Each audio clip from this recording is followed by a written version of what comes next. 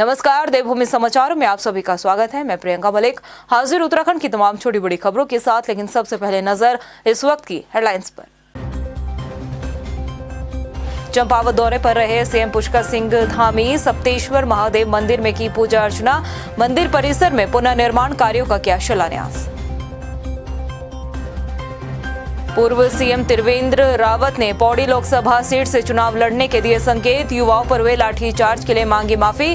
कांग्रेस का तंज, त्रिवेंद्र राज में भी हुआ था लाठीचार्ज, तब नहीं मांगी गई माफी। महाशिवरात्रि के अवसर पर केदारनाथ धाम के कपाट खुलने की तिथि तय। 25 अप्रैल को सुबह 6:20 पर खुलेंगे बाबा के द्वार। हजारों श्रद्धालु बनेंगे साक्षी। प्रदेश भर में धूमधाम से मनाया गया महाशिवरात्रि का पर्व। दिन भर शिवालयों में उमड़ा रहा भक्तों का सैलाब। मंदिरों के बाहर पुलिस बल भी रहा तैनात। और हेडलाइंस के बाद अब बुलेटिन में खबरें विस्तार से। मुख्यमंत्री पुष्कर सिंह धामी विधानसभा चंपावत के 1 दिवसीय दौरे पर रहे। इस दौरान सीएम धामी जनपद के नरियाल गांव के सप्ती नदी के किनारे स्थित सप्त ऋषियों की तपोस्थली रहे सुप्रसिद्ध सप्तेश्वर महादेव मंदिर भी पहुंचे। मुख्यमंत्री ने मंदिर पहुंचकर सबसे पहले विधि विधान के साथ पूजा अर्चना की। उसके बाद सीएम पुष्कर सिंह धामी ने मंदिर परिसर में पुनर्निर्माण कार्यों का शिलान्यास भी किया। मुख्यमंत्री ने बताया कि यह सप्त ऋषियों की भूमि है। इसके सांस्कृतिक महत्व को देखते हुए यहाँ के विकास कार्य को महत्व देना हमारी प्राथमिकता है। यहाँ सड़क मार्ग विकसित करने के साथ ही अन्य सुविधाओं को विकसित करने पर पूरा ध्यान दिया जाएगा। यहाँ पर 4 योजनाओं का पुनर्निर्माण और निर्माण का आज शिलान्यास भी किया गया है। निश्चित रूप से ये सप्तेश्वर महादेव की भूमि ये हमारे लिए बहुत ही आस्था की भूमि है, धार्मिक भूमि है।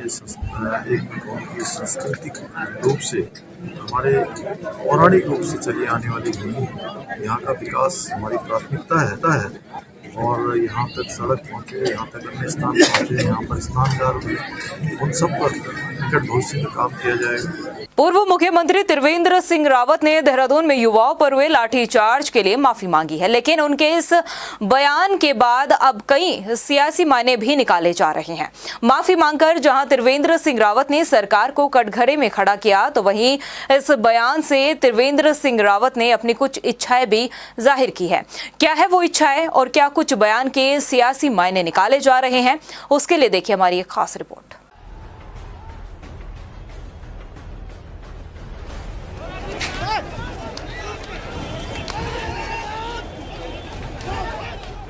विशेषकर जो रात का लाठीचार्ज था, जो कुछ हुआ उसके लिए मैं माफी मांग सकता हूं तमाम युवाओं से, तमाम बेरोजगारों से, उनके अभिभावकों से, जिनको भी उससे चोट पहुंची है। देहरादून में युवाओं पर हुए लाठीचार्ज के लिए पूर्व मुख्यमंत्री त्रिवेंद्र सिंह रावत ने माफी मांगी है। त्रिवेंद्र सिंह रावत ने कहा कि देहरादून में युवाओं पर पुलिस ने जो लाठीचार्ज किया था उससे उनका मन बेहद दुखी है और वो इस प्रदेश के मुख्यमंत्री रह चुके हैं, इसलिए वो युवाओं और उनके परिजनों से माफी मांगते हैं और इस मामले में जांच के साथ दोषियों पर कार्रवाई भी होनी चाहिए।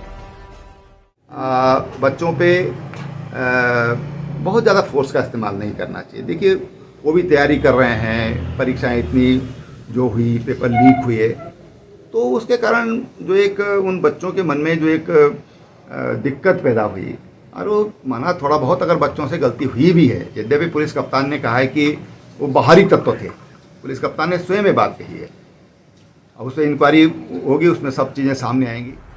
युवाओं पर हुए लाठीचार्ज को अब तक सिर्फ विपक्ष ही निंदनीय घटना बता रहा था, मगर अब त्रिवेंद्र सिंह रावत ने युवाओं से माफी मांगकर सरकार को कटघरे में खड़ा करने का काम कर दिया है।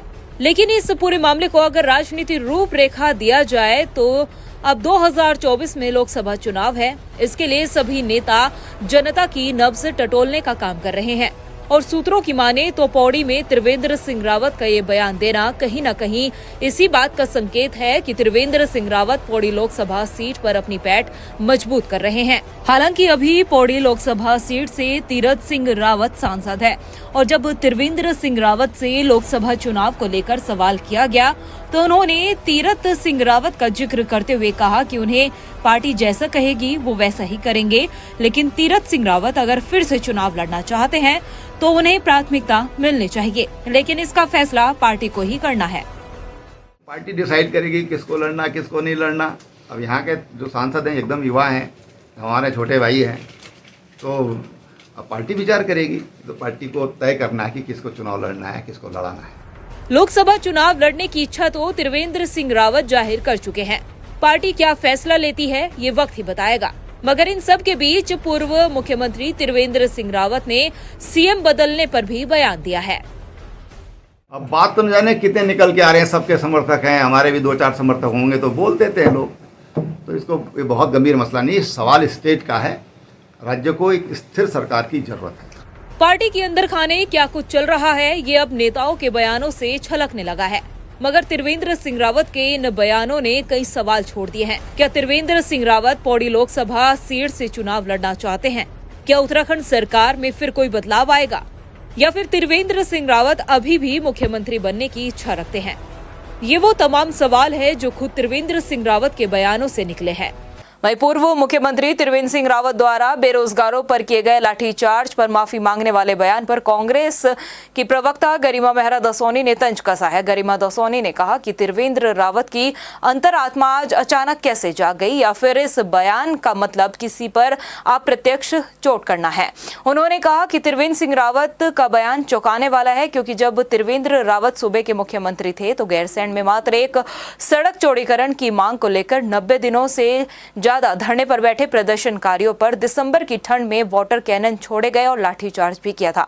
उस वक्त माफी नहीं मांगी गई थी। जरा अपना 4 साल का कार्यकाल याद करिए, कैसे खून के आंसू आपने प्रदेश की जनता को रुलवाया था। आपने 14 किलोमीटर सड़क चौड़ीकरण की मांग को लेकर 90 दिन से गैरसैंण में बैठी हुई मातृशक्ति पर न सिर्फ 1 मार्च को वाटर कैनन छुड़वाए, बल्कि आपने लाठीचार्ज करवाया। कष्ट और पीड़ा नहीं हुई आपको?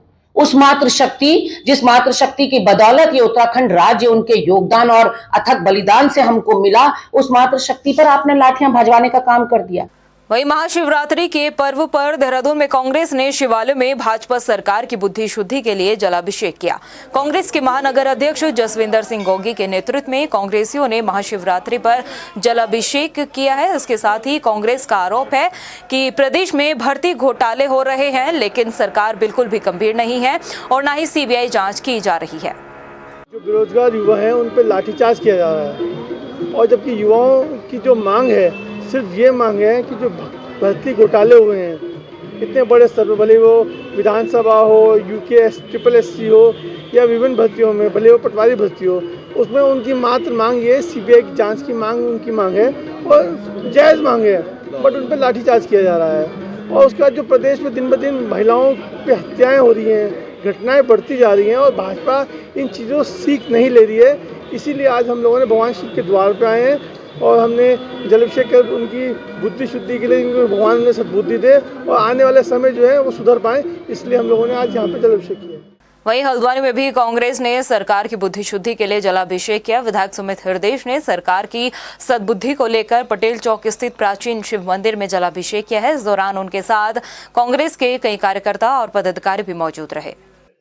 आज जब शिव जी को जल चढ़ाए यहाँ पे आके और शिव जी से हम प्रार्थना और उपासना करते हैं, ये प्रभु, ये जो इस राज्य की डबल इंजन की सरकार है, इसको आप सद्बुद्धि दीजिए। युवाओं का जिस प्रकार से इस राज्य में शोषण हो रहा है, महिलाओं के साथ शोषण हो रहा है, महंगाई चरम सीमाएं पार कर चुकी है, विकास ठप हो चुका है, पूरी सरकारी जो मशीनरी है एक तरीके से उसमें रुकावट आ चुकी है और सरकार का जो सफल संचालन होना चाहिए था पूरी तरह असफल है।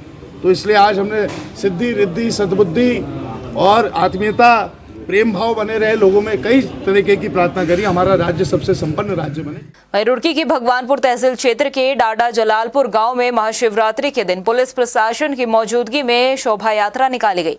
दरअसल इस शोभा यात्रा को निकालने के लिए पहले अनुमति नहीं दी गई थी। सुरक्षा के मद्देनजर पुलिस प्रशासन द्वारा डाडा जलालपुर गाँव में धारा 144 भी लगाई गई थी, मगर इस बीच ग्रामीणों द्वारा जबरन यात्रा निकाली गई।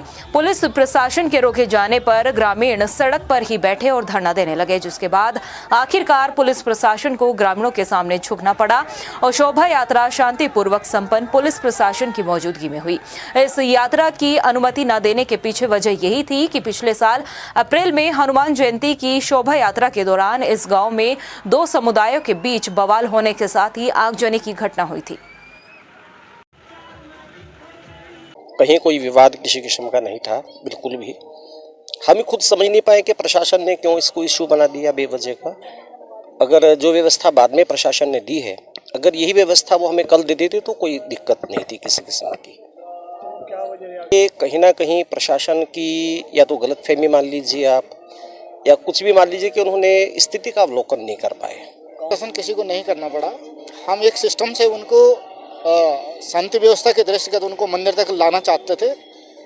थोड़ी देर की उनसे बातचीत हुई और फिर उसके बाद जो है हम एक हुजूम में उनको लाना नहीं चाहते थे जिससे शांति और व्यवस्था बिगड़े, जैसा कि पहले भी ये घटना यहाँ पे हुई है। तो उसी को दृष्टिगत रखते हुए उनसे वार्ता की गई और आपने देखा होगा कि पुलिस फोर्स के साथ साथ जो है वो लोग मंदिर तक पहुंचे। वहीं महाशिवरात्रि के अवसर पर केदारनाथ धाम के कपाट खुलने की तिथि तय हो चुकी है। 25 अप्रैल को सुबह 6:20 पर बाबा केदारनाथ के कपाट श्रद्धालुओं के लिए खोल दिए जाएंगे।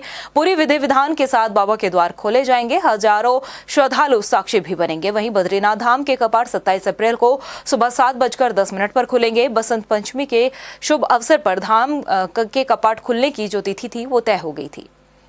काशी से लेकर हरिद्वार तक और उज्जैन से लेकर गोरखपुर तक भक्त भगवान शिव की आस्था में डुबकी लगा रहे हैं। शिवालय भोले के जयकारों से गूंज उठे। हरि की नगरी में मौजूद शिवालयों में भक्तों का तांता दिन भर लगा रहा। श्रद्धालु शिव का जलाभिषेक कर अपनी मनोकामना भी मांगी है।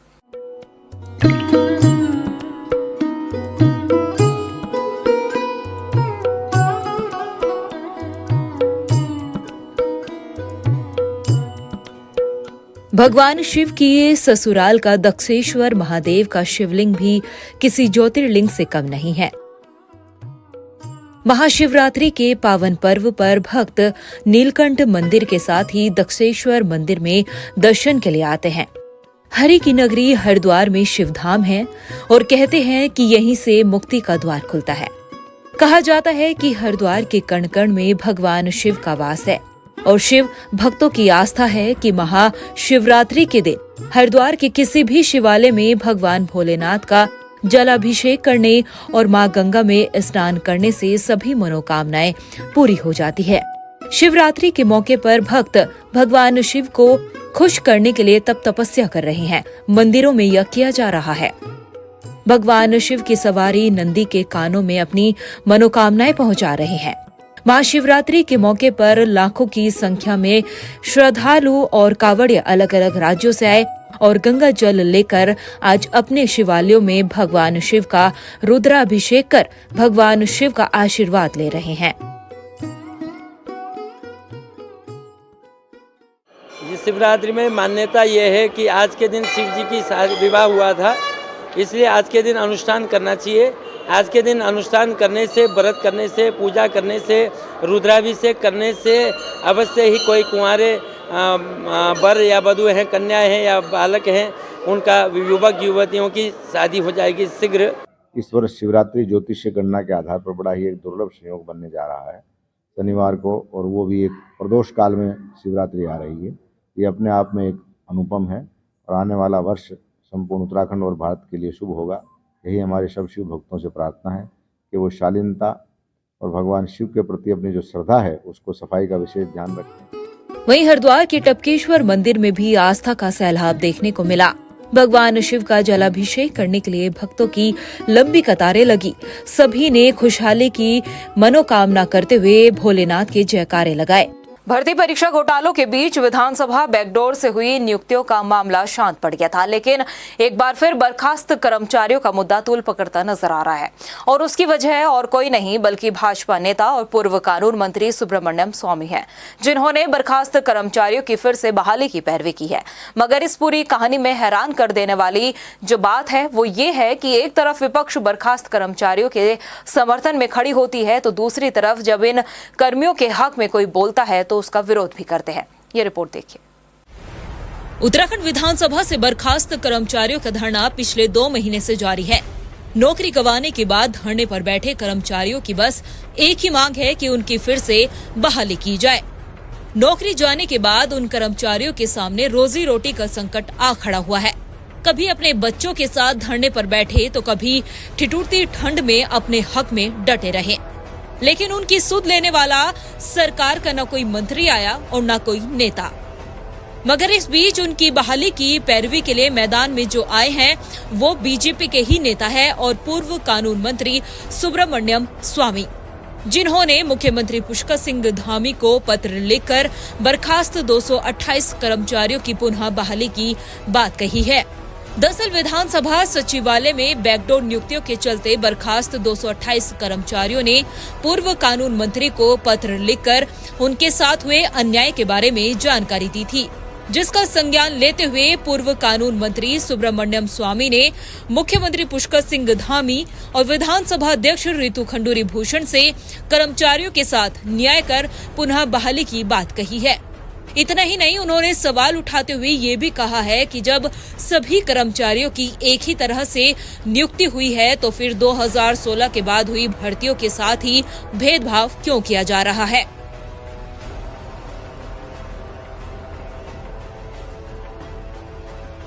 इस पत्र पर और बर्खास्त कर्मचारियों की बहाली को लेकर बीजेपी का क्या कुछ कहना है, आइए आपको सुनाते हैं।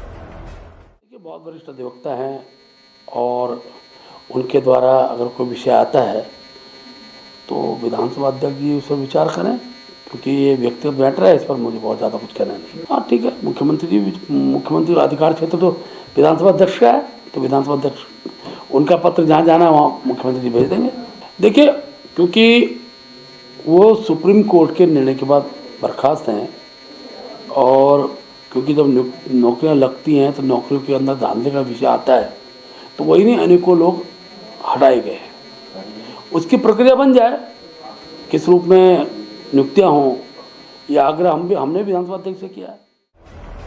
इससे पहले हाल ही में पूर्व मुख्यमंत्री हरीश रावत और कांग्रेस के प्रदेश अध्यक्ष करण महारा समेत तमाम कांग्रेसियों ने बर्खास्त कर्मचारियों की बहाली के लिए उनके समर्थन में आवाज उठाई थी। इतना ही नहीं, विधानसभा से बर्खास्त कर्मचारियों की पैरवी को लेकर कांग्रेस के वरिष्ठ नेताओं के प्रतिनिधि मंडल ने विधानसभा अध्यक्ष रितु खंडूरी से मुलाकात कर कर्मचारियों के हक में फैसला लेने और बहाली के संबंध में ज्ञापन भी सौंपा था। लेकिन अब कांग्रेस के नेता ही बर्खास्त कर्मचारियों की बहाली को लेकर की गई पैरवी का विरोध करते नजर आ रहे हैं। अभिनव थापर, जो एक समाज सेवी भी है, वकील है और कांग्रेस के नेता भी, जो अभी तक हुई सभी भर्तियों को गलत मान रहे हैं और उन्होंने हाईकोर्ट में याचिका भी डाली है जिस पर सुनवाई होनी है। हमने इसमें बड़ा स्पष्ट रूप से 2 बिंदुओं पे आज ये प्रेस वार्ता आप लोगों के साथ करी है। पहला, जो सुब्रमण्यम स्वामी जी ने हस्तक्षेप किया है इस मामले में, उनको मेरे को लगता है आधी अधूरी जानकारी है, शायद वो करते भी नहीं। उनको एक तो अपना पत्र वापस लेना चाहिए, और दूसरा, जब तक ये विधानसभा भर्ती घोटाला जो हमने हाईकोर्ट में ये जनहित याचिका चल रही है, सरकार इससे भाग क्यों रही है? 8 हफ्ते में माननीय हाईकोर्ट ने कहा सरकार को जवाब देना, आज 12-13 हफ्ते हो गए, 11-12 हफ्ते हो गए, सरकार ने अभी तक जवाब का 1 लाइन का कागज भी नहीं दिया। तो सरकार इससे जो भाग रही है वो गलत कर रही है। ये जो नियुक्तियां हुई हैं इसमें बहुत बड़ा भ्रष्टाचार हुआ है, पिक एंड चूज हुआ है 22 सालों में। इसमें आर्टिकल 14, आर्टिकल 16, आर्टिकल 187 कॉन्स्टिट्यूशन का, रिजर्वेशन का उल्लंघन हुआ है, एजुकेशन क्वालिफिकेशन क्राइटेरिया का उल्लंघन हुआ है और इसमें प्रोसीजरल उल्लंघन हुआ है। कांग्रेस भले ही एकजुटता का दावा करती हो, मगर पार्टी के भीतर का मतभेद और अलग अलग विचारधारा सामने आ ही जाती है। मेरी जानकारी में नहीं है, अगर कुछ लोग विरोध कर रहे हैं, मुझे लगता है कि किसी आम आदमी से भी आप पूछेंगे जिसको बिल्कुल भी पॉलिटिकल समझ नहीं है, उससे भी यदि आप पूछेंगे तो वो भी इस कदम को गलत बताएगा कि 550 कर्मचारी एक ही प्रक्रिया से लगते हैं, आप आधों को छोड़ देते हैं, आधों पर आप गाज गिराते हैं, तो ये मेरी क्या किसी की दृष्टि में भी न्याय संगत नहीं है। तो ऐसे में जो लोग विरोध कर रहे हैं वो मेरे संज्ञान में नहीं है कौन लोग विरोध कर रहे हैं। नेता सुब्रमण्यम स्वामी का जो स्टैंड है लगभग वही स्टैंड कांग्रेस पार्टी का भी है। हमारा कहना ये है कि यदि हाईकोर्ट के द्वारा या जो कोटिया कमेटी गठित की थी सम्मानित स्पीकर महोदय के द्वारा, दोनों ने अगर ये कहा है कि जिस दिन से राज्य गठन हुआ है सभी नियुक्तियां अवैध हैं, यानी कि प्रोसीजर सब में गलत अपनाया गया है और गलत तरीके से लोगों की विधानसभा में भर्ती हुई है, तो गाज केवल 2016 और 2021 वालों पर क्यों गिराई गई, ये तो पहले दिन से कांग्रेस पार्टी कह रही है कि ये अन्याय है। या तो आपको सबके साथ एक जैसा व्यवहार करना चाहिए था, या सबको बहाल करिए या सबको बर्खास्त कीजिए। ये कहीं ना कहीं औचित्यहीन है, ये न्याय संगत नहीं है। यही कांग्रेस पार्टी की भी मांग है।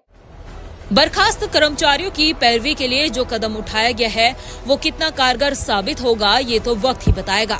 मगर जिस तरह से अब बीजेपी के नेता ही कर्मचारियों के हक में बात कर रहे हैं, उससे कहीं न कहीं सरकार के फैसले पर भी सवाल उठता है, क्योंकि नियुक्ति पाने वालों पर तो एक्शन ले लिया गया, मगर नियुक्ति देने वालों पर सरकार कोई एक्शन न ले पाई।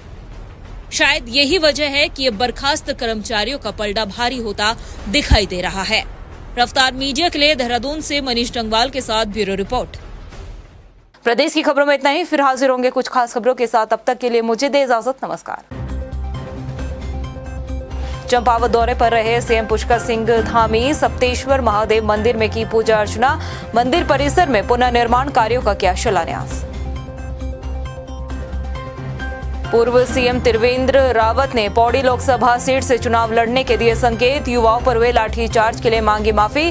कांग्रेस का तंज, त्रिवेंद्र राज में भी हुआ था लाठीचार्ज, तब नहीं मांगी गई माफी। महाशिवरात्रि के अवसर पर केदारनाथ धाम के कपाट खुलने की तिथि तय, 25 अप्रैल को सुबह 6:20 पर खुलेंगे बाबा के द्वार, हजारों श्रद्धालु बनेंगे साक्षी। प्रदेश भर में धूमधाम से मनाया गया महाशिवरात्रि का पर्व, दिन भर शिवालयों में उमड़ा रहा भक्तों का सैलाब, मंदिरों के बाहर पुलिस बल भी रहा तैनात।